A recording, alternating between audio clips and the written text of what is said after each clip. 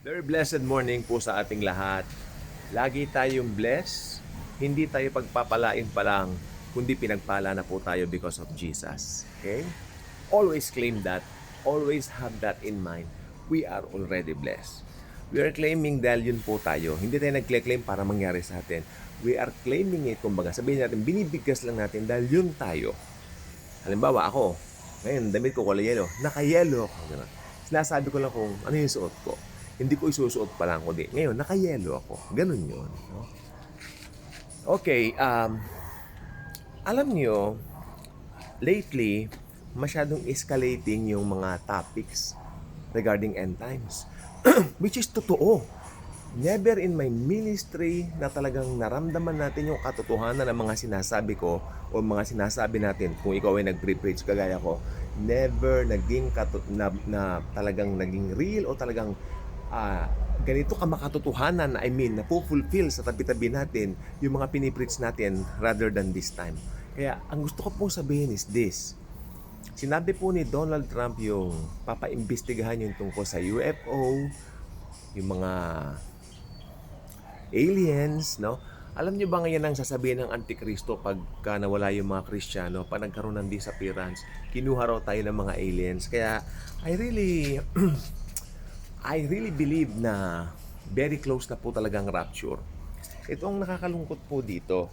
Yang salitang yan, rapture, yan po ang medyo nakalimutang banggitin ngayon dahil sa nakikita po nila, maraming naniniwala ngayon na sa tribulation na. At eto pa, sa YouTube, dito po sa YouTube, no, nakapanood ako ng isang, nagandahan ko yung presentation and all that. English po siya, pero hindi ko nababanggitin yung channel, no. Nagandahan ko pinanood ko. Siguro almost 1 hour din siya. Pero hindi ko na po tinapos. Kasi sa kanya pong paniniwala, wala palang rapture. Hindi siya naniniwala sa rapture. At yung AI daw, yun daw ang Antikristo. Kaya pinatay ko na it's useless. Alam nyo, kaya po ako nanonood din ng ibang mga vlogs, no? Especially yung mga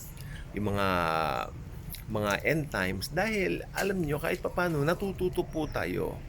Pero ako kasi may mga paniniwala na tayo na talagang, kasi inaral ko po talaga ito, na talagang naka-founded na talaga doon. Like yung, ako naniniwala ever since na ang Antikristo ay Hudyo. No? Hudyo po talaga siya. No? Tapos dumating yung ibang views na Europeano, mga ganyan. Ako, tinignan ko rin yung lakas ng argumento. Ganun lang naman. Pero yung paniniwala, nandoon talaga. Hindi shake yan. No? Kung ano yung pananaw natin. Pero it's good also to check others view. No, dahil sa mga bagay niya, natututo nga po talaga tayo. Maganda naman po 'yon. Pero kung talaga medyo yung tinuturo po medyo malayo na talaga sa katotohanan, sayang po yung oras po natin. Kaya sabi ko better na lang di panoorin. Okay, may rapture po talaga, no? Siguro kaya po nila hindi ganun binabanggit yung tungkol sa rapture nowadays. Dahil nga po very escalated yung mga nangyayari ngayon. Akala nila nandito na yung halimaw, nagtatatak na raw. Hindi po. May rapture po talaga. Yung rapture ang magiging batayan para magsimula na yung 7 years of tribulation. Uulitin ko, the rapture will be the basis, the only basis para magsimula na yung 7 years of tribulation. Kaya kung walang rapture, walang tribulation. No? Nandito pa tayo mga mananampalataya at yung rapture, ayan po, naniniwala po ko sa kaibuturan ng puso ko, malapit na po siyang mangyari. Malapit na po siyang mangyari. Imminent ang rapture. Ang ibig sabihin ng imminency, yung imminent, wala po siyang senyales. Bigla siyang darating. No? Imminent ang rapture. Pero may senyales yung second coming. Alam naman natin yan. Nakikita ko yung second coming malapit na dahil natutupad na yung mga senyales. Therefore, kung malapit na yung second coming, mas malapit na po ang rapture. Dahil mauuna muna ang rapture bago ang second coming. Okay? So, lagi tayong maging excited doon sa first meeting natin kay Jesus. For the very first time, we will meet Him face to face. We will be able to talk to Him, embrace Him, no? Live, no? Makikita natin siya sa araw po ng rapture. That's the very first meeting natin sa mahal na Panginoong Hesukristo. Okay?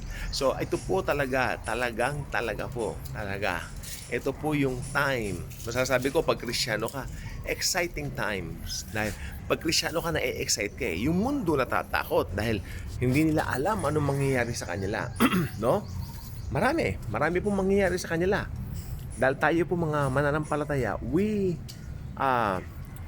learn a lot from the book of Revelation. Ano yung mangyayari sa mga taong tumanggi kay Jesucristo? Naturalmente, maiiwan sila dito. At yung buong 7 years of tribulation na yan, kanilang sasapitin. Pero, ang kagandahan po roon, merong mga tao na mula doon sa tribulation makakakilala sa Panginoon. Mga taong naiwan dito, syempre, pero doon sa tribulation makakakilala sila. Ito po yung mga tribulation saints. That's why totoo po talaga na may mga magsasakripisyo na ng buhay nila para sa Panginoong Hesus during that time. Kasi tapos na po yung age ng biyaya. Yung church age tapos na po. At ang church age ngayon, pag nag-rapture po, tapos na ang church age. Yan po yung dispensation, no, na tinatawag. Kaya, hindi na pwede rin yung salvation by faith alone. Tapos doon ka magbabanggit ng ganyan during that time. Hindi na po pwede. Doon, ang kaligtasan mo, of course, you will have faith in Christ, knowing na mahal ka niya, hindi ka niya pababayaan. Pero yung dugo na isya-shed, hindi na yung sa kanya, kundi sa'yo na. Kasi tinanggihan mo siya nitong church age, itong age ng biyaya, no? Pero sasabihin na naman ng ilan, ito yung mga hindi masyadong nauunawaan, ang biyaya. Ibig mo sabihin, wala nang biyaya sa tribulation? Sinabi ko ba yon? Ang sabi ko lang, tapos na yung church age. Tapos na yung age ng grace, yung dispensation ng grace. Pero yung biyaya mismo nandoon pa. Bakit ka po ninyo? Yung the fact na meron pang paraan para maligtas ka during the tribulation, yan po ay biyaya. Yung katotohanan na para maligtas ka, ikaw ay mag-alay ng buhay mo para kay Kristo. Yung paraan na maski sinabing parang wala ng pag-asa, ikaw ay pwede pang maligtas dahil, yun nga lang, mag-aalay ka ng buhay mo. Biyaya pa rin yun. Kasi gumagawa pa rin ng Panginoon ng parang para maligtas ka. Kaya lang, tapos na yung dispensation ng grace. Kaya nga po pinakamasarap maligtas dito po sa kapanahonan ng biyaya. Ito pong church age. Kung bakit ba naman nagtataka ako itong panahon ng church age, kung kailan madaling maligtas, doon parang ayaw magpaligtas ng tao. So balit kapag ka naiwan na sila ng rapture, okay, kasi pag naging tribulation saints ka, or should I say, ikaw ay isa sa mga tatanggap kay Jesus during that time, maaaring makadama ka ng panghihinayang. Sana pala noong pang church age, tinanggap ko na si Jesus. Pero ganun pa man, may biyaya pa rin sa'yo. Kasi, para maligtas ka, kailangan magpa-execute ka para maparangalan mo ang Panginoon during that time of tribulation. Kaya sinasabi ko po sa inyo, ano po, ganyan po ang mangyayari. Kaya habang church age pa, medyo kakusana, hanggang church age pa ito, tayo po ay mag-isip, tayo po ay magmuni-muni, no? Na ito po ang pinakamagandang panahon para pumaligtas. Dahil dito, paniwalaan mo lang yung ginawa ni Jesus sa cross, that He died for you, gave His life for you, shed His blood for you. Yung dugo lang niya ang so they say, magtatanggal ng kasalanan mo, past, present, future. At pag pinatawad ka na niya, past, present, future. Kaya pinakamasarap maligtas dito sa church age, no? Pero pag dumating na po yung the rapture of the church, tapos na po ang church age. Pasok na po ang 7 years of tribulation. Ka-good vibes na po ba kayo? Kung hindi pa po kayo ka-good vibes, kayo po ay akin pong inaanyayahan na maging ka-good vibes na, no? Dahil dito po sa Daily Good Vibes, walang ibang bida kundi ang Lord Jesus at ang ginawa niya sa krus ng Kalbaryo. Yun lang po, at tayo po ay laging masaya dahil ang kaligayahan natin ay ang Panginoong Hesukristo na. Ang kanyang pag-ibig na hindi nagmamaliw at forever mahal niya tayo. Okay? So Jesus lamang po ang bida sa mga buhay natin. Wala na pong iba. God bless po. Thank you, Jesus.